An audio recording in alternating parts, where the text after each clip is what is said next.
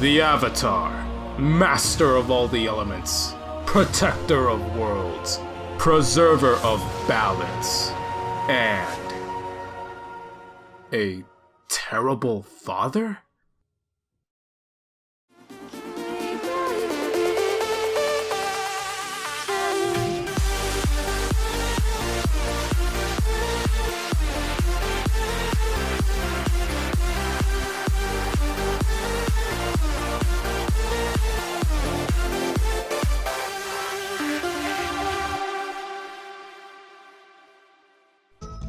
That's right, your ears didn't deceive you. Today I'm tackling how good of a parent Aang and Katara were to their children, and the best way we can do that is by analyzing their relationship and the behavior their children display as adults. But before we get into that, I just want to say, I love Avatar: The Last Airbender.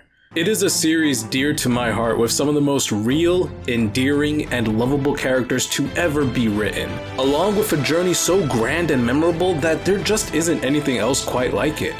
If you clicked on this video without watching the series, then I'm just going to assume you're that loyal to my videos and are willing to get spoiled heavily to watch them.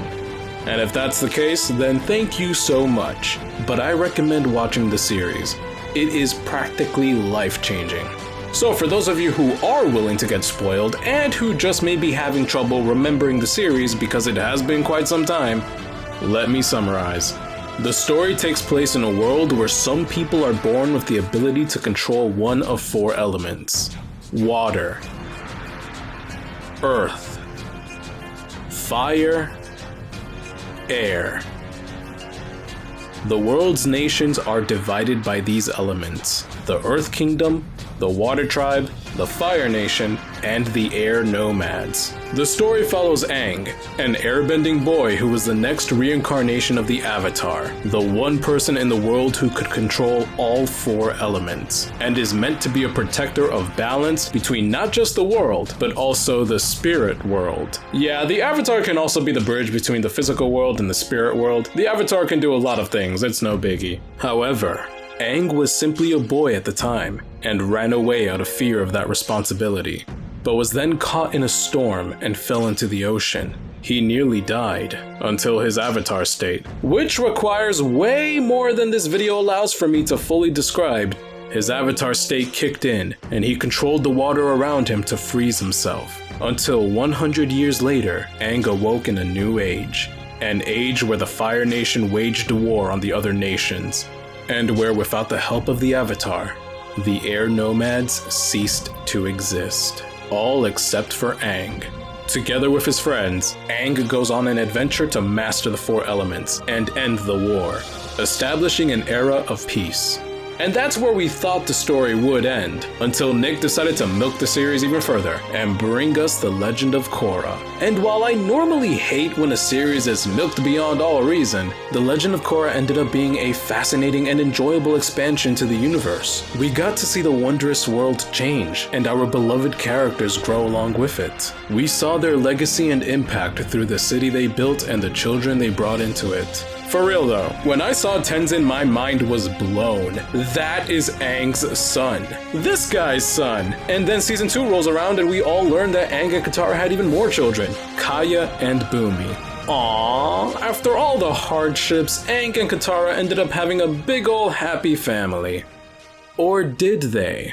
It may be hard to accept that these characters we love so much could be anything other than the perfect parents, but it seems Kaya would beg to differ. You're exactly like Dad. He was so focused on saving the world and doing his duty, don't laugh, that he never had time for us. Dad was under a lot of pressure. He always had time for you though. His precious little airbender. Dad loved us all, equally. Besides, it all happened a long time ago. Why are we even talking about this? Because you seem to have some grandiose delusion that we had a happy-go-lucky childhood. Guess what? We didn't. What? Aang and Katara weren't the greatest parents in the world?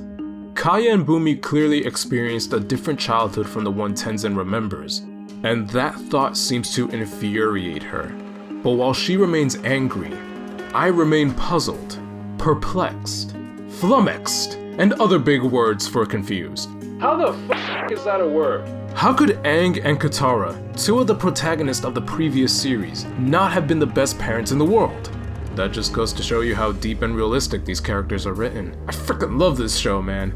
But this moment got my brain thinking about the potential relationship Kaya, Bumi, and Tenzin had with their parents, and how that relationship influenced their psychological development. So that's what we're gonna talk about today, baby, let's go. Starting with the least complex, Kaya. I have been noticing a change in your aura lately. Now, I do not mean that Kaya isn't a complex character with no identifiable personality traits. What I mean is that out of the three of them, Kaya is the most well-adjusted psychologically. She is a character that maintains a caring demeanor, capable of being compassionate with others, like when she offered Avatar Korra advice through her own story about coming out as bisexual. She displays motherly behaviors towards her two brothers. Come here. Thanks, Kaya. You always know when I need a hug. She can be serious, perceptive, and a badass when it's necessary. You seem to know a lot about Airbender history for someone who just got airbending. I've always admired the culture. And you moved through those gates like a natural. Where did you say you were from? A small village up north. You've probably never heard of it. Wait. Zahir.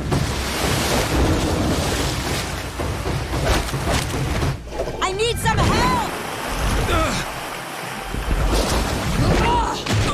But also enjoys poking fun at people, including her own brothers.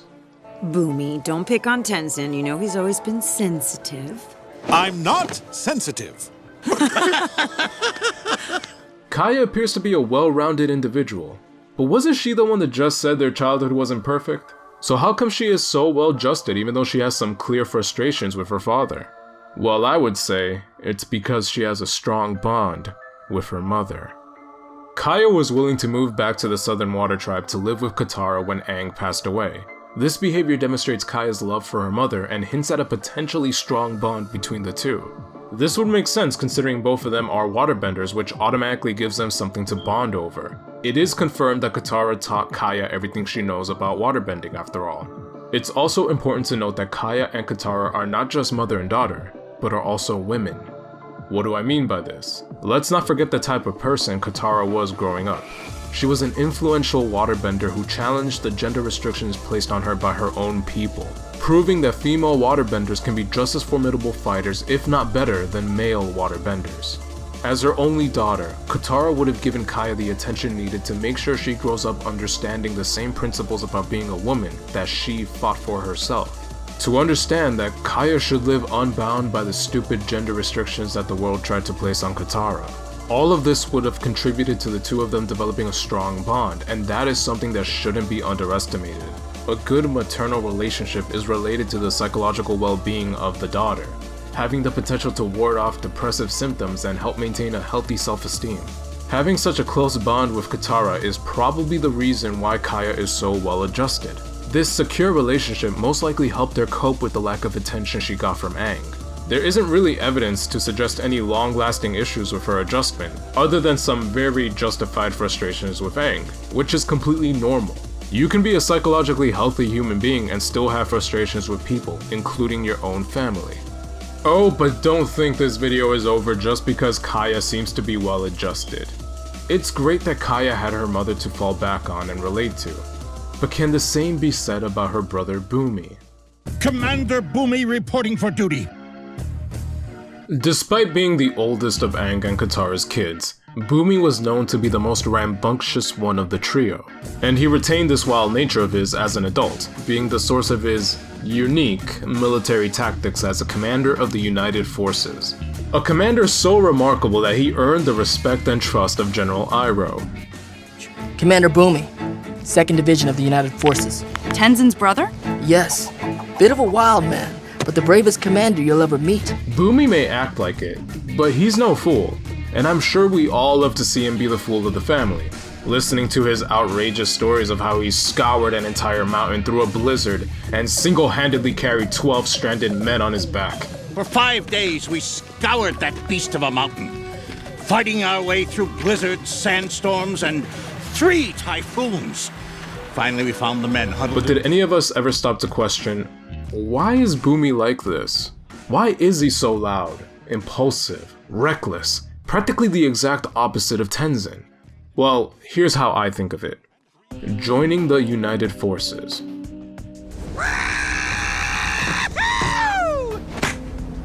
Constantly sharing grandiose war stories. 3 typhoons. Well, I may have thrown in an extra typhoon or 2 for dramatic effect, but... Trying to show off whenever he can. No, follow me! This'll get us down 50 times faster! Come on, you wimps! If I can do it, it should be no problem for a couple of benders. Fine. All of it is one elaborate cry for attention that has become so routine for Bumi that it is practically ingrained into the core of his personality. So much so that I would even say Bumi is trying to compensate for his lack of bending powers. To understand Bumi's motivations, we'll need to borrow some concepts from Alfred Adler's individual psychology theory, starting specifically with inferiority complex. Adler proposed that motivation for behavior can come from people trying to compensate for active feelings of inferiority. These feelings start as early as childhood, with sources ranging from physical inferiorities, parental neglect, competition with siblings, and more. People attempt to overcome these feelings of inferiority one of 2 ways: striving for success and striving for superiority. If you watched my video on Zed, the Master of Shadows, then this will sound familiar. People who strive for success attempt to compensate through humanitarian efforts. They develop goals and behaviors that are for the betterment of society. People who strive for superiority attempt to compensate through personal goals. Goals that would help mask their feelings of inferiority by making themselves seem superior than what they originally think of themselves, whether it's consciously or unconsciously. Now, I'm not saying Bumi is a selfish person whose only goal is to get as much power as possible to stroke his ego, but when you take Bumi's family into consideration, it becomes easy to understand how Bumi may be trying to mask his inferiority through superiority. Let me ask you this. Who did Bumi have to relate or connect to while growing up? His mother was a highly respected and influential waterbender, and his father was the Avatar. And it wasn't enough that he was born without bending from 2 powerful benders. A little further down the road and now he suddenly has siblings with the same bending powers of his parents. Damn it, Bumi. That's just rubbing even more salt in. Being surrounded by family members who can manipulate the elements to their very will is definitely more than enough to make someone over here a little insecure about himself. Oh, what's the matter, Bumi? Can you cause a waterfall with a flick of the wrist? Oh, that's right, you can't. Because you were born into a family of benders without having any bending of your own.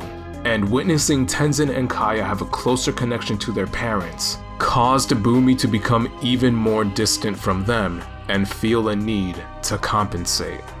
You're lucky you didn't kill yourself. You done with the lecture, Mom? Oh, grow up. You haven't changed one bit since we were kids. You're still trying to prove you can do everything a bender can. Well, you can't. Deal with it. But what you don't understand, Kaya, is that Bumi felt the need to prove himself throughout his entire life because growing up he developed a specific fiction. In individual psychology, fictions are subjective perceptions of reality and expectations of the future. This theory states that people shape their behavior and personality based on these subjective perceptions, meaning we respond to what we perceive and want to believe. And after experiencing the distance from his parents and seeing his bending siblings get more attention, Bumi developed a personal fiction that as a non-bender, he needs to prove himself worthy of his parents' affection. This doesn't necessarily mean Aang and Katara didn't show any love to Bumi. Katara was most likely a good mother to her children, but Kaya and Katara have a bond that Bumi will never fully understand, not just as mother and daughter, but as a pair of waterbenders. And Aang was the Avatar, the bridge between 2 worlds, the preserver of balance. Of course it's going to be difficult to raise a family with such a grand responsibility to the rest of the world. It doesn't mean he has no love for his children. But the thing is, that doesn't matter. Like we said earlier, people are often guided by their own perceptions of the world, and Bumi's unique, subjective experience of his parents is that he wasn't good enough to receive the attention he wanted from them because he was born as a non-bender. So regardless of what Aang and Katara's true feelings towards Bumi were, their actions demonstrated to Bumi that he wasn't good enough for their attention. And this idea in his head was driven more to home by watching Kaya bond with Katara through their waterbending, and Tenzin being privately tutored by Aang because of his airbending. So what did he do? He joined the United Forces, but not for any rewards or fame for the work he's done, which is normally expected from people trying to strive for superiority. All he wants is to feel that he has made his father proud, to feel accepted for just being a regular human. Look, I'm sorry I didn't turn out to be an airbender like you hoped, but I've tried my best to keep the world safe. Hope I made you proud. Of course he'd be proud of you, Bumi. I'm willing to bet that this entire time Bumi was motivated to become a great commander and soldier, so he could personally feel that he finally achieved the recognition and respect from his father, the Avatar, thus erasing all traces of his inferiority. I am the son of Avatar Aang. I am the hope for future generations of airbenders. With the way things went for Bumi and Kaya, you'd think Tenzin had the perfect childhood, but that just shows how blind we make ourselves to other people's perspectives. It's easy to see from Kaya and Bumi's perspective how Tenzin could have been the favored child of Aang. The two of them did go on vacations together that Bumi and Kaya were left out on. Reminds me of all those great vacations we took as kids with Dad. I think your memory is a little foggy. Bumi and I weren't on those great vacations. It was always just you and Dad. No, that can't be right. What about the time he took us to Kyoshi Island to ride the elephant koi? Nope. We weren't there. Oh, remember Ember Island? Those amazing sand palaces we built on the beach? You mean you built? We never saw the place. I could have sworn. Also, did you catch the location of those vacations? Kyoshi Island? Ember Island? Those are locations very important to Aang's history when he was a kid traveling with his friends and future wife. This is like a parent taking their kid to places they've gone when they were kids. Aang was sharing a piece of his history here, but only with Tenzin. But fun vacation destinations wasn't everything Aang shared with Tenzin. As the only other airbender in existence, Aang rigorously taught Tenzin everything about airbending tradition and customs. Tenzin is a methodical, stoic, serious man, and it is understandable why, because he quite literally has the future of an entire nation on his shoulders. Or at least that is what he believes, thanks to Aang. We can assume Aang placed a lot of pressure on Tenzin because all of it is brought into the surface during this scene in the Fog of Lost Souls. The Fog of Lost Souls is a prison within the spirit world that traps its victims in a fog, and slowly drives them insane with their own darkest fears and memories. When trapped within the fog, it is revealed what Aang's tutoring has done to Tenzin. The fate of the world rests on your shoulders. But what if I fail? Then your father's hope for the future dies with you. I can't fail. You will. Ah! Stop it! Tenzin's greatest fear is not living up to the great responsibility placed on him by his father, the Avatar. Tenzin was given an intense amount of responsibility that it has completely consumed his everyday life. So much so that it has become the center of his identity. I am the son of Avatar Aang. I am the hope for future generations of airbenders. I am the son of Avatar Aang. Tenzin was not just Aang's only airbending child, but also the only other airbender in the world. It's understandable why Aang felt such a need to place that pressure on Tenzin. Being the last remaining airbender was a source of significant grief for Aang as a kid. He blamed himself for the loss of his people, his friends, and his master. Aang probably felt a responsibility to keep his heritage alive and got carried away with teaching Tenzin. For as much as he loved his son, Aang indirectly kept Tenzin from forming his own unique identity. Tenzin's adolescence would be the primary time period in which he would have began to form his identity as a person. Erik Erikson was one of the leading developmental psychologists who was most known for his psychosocial stages of development. These stages involve key challenges and turning points during our development that influences how we interact socially with the world around us. The stage we're primarily concerned with is Tenzin's adolescence stage. According to Erikson, adolescents go through a life stage that involves developing an identity or role confusion. Adolescents during this stage normally participate in a wide range of activities, try to make new friends, experiment with things that might not always be positive. Point is, this stage is marked by an exploration into their sexual, occupational, and ideological self. But the freedom to explore is just one aspect of identity formation. According to Erikson, identity formation is like a seed that is planted within us very early in our life.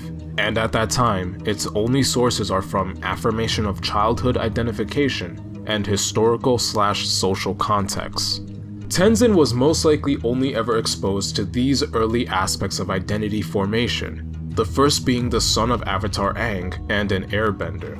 These are both significant facets of his identity that is definitely easy for a child to understand, as Korra demonstrates when she learned she was the Avatar.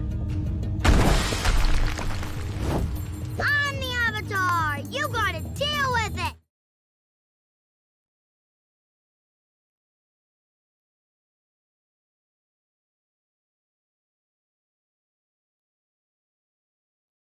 So that's one aspect of childhood identification that Tenzin forged really early and was reaffirmed by his father, who decided to tutor him because he was the airbending son of the Avatar.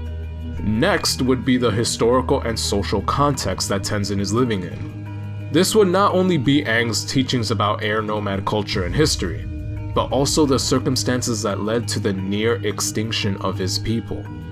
Aang had to have told Tenzin eventually what happened, and it most likely was done at an early age so that Tenzin could understand the grand responsibility that was on their shoulders as the only two airbenders in the world. These are the factors that made up Tenzin's identity early on, but Aang's tutoring was so rigorous that he wasn't exposed to anything else. And being constantly reminded of how much of an importance he must be as the son of the Avatar and one of the few remaining airbenders in the world solidified these influences into becoming his identity. An identity that is nothing more than someone else's shadow. Tenzin has lived in his father's shadow all of his life. But there is hope, because in the end, to overcome the fog of lost souls, Tenzin finally accepted that he wasn't his father, that he had to stop living someone else's life, and instead shape his own, both literally and symbolically, freeing himself from his own mind. I am not a reflection of my father. I am Tenzin. I am Tenzin.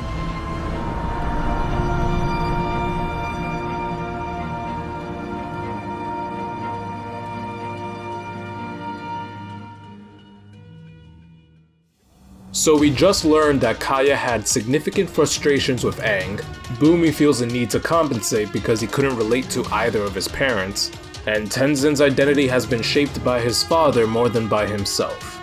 So does this mean our favorite heroes are actually villains that we should hate? Should we have called Child Protective Services to take these children away from the terrible parents that were Aang and Katara? Not in the slightest. Families are never going to be perfect, and there are always going to be facets that can be improved on. For as frustrating as it may sound to Kaya, Aang did have a major responsibility to the world with almost no parental guide.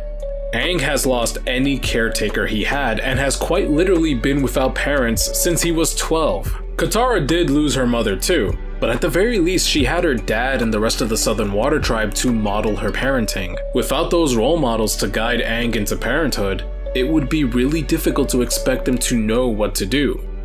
But at the end of the day, Aang and Katara did love their children dearly, whether it was through their warm acceptance of Kaya's sexuality, encouraging Bumi's sense of adventure, or providing good moral discipline to Tenzin. All three are individuals that have a calling to help others, and that is a beautiful reflection of Aang and Katara's parenting. We could have all the parenting guides in the world, but it doesn't make the job any easier when you're actually in it. Parents make mistakes, with some having more impactful outcomes than intended.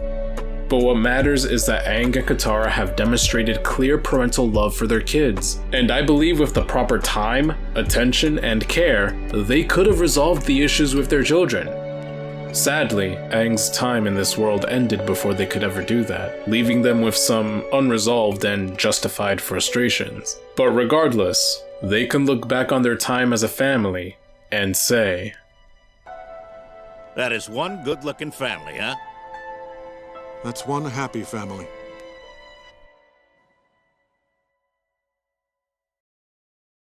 Dang, if you're still here after that excruciatingly long video, then thank you so much for your undivided attention.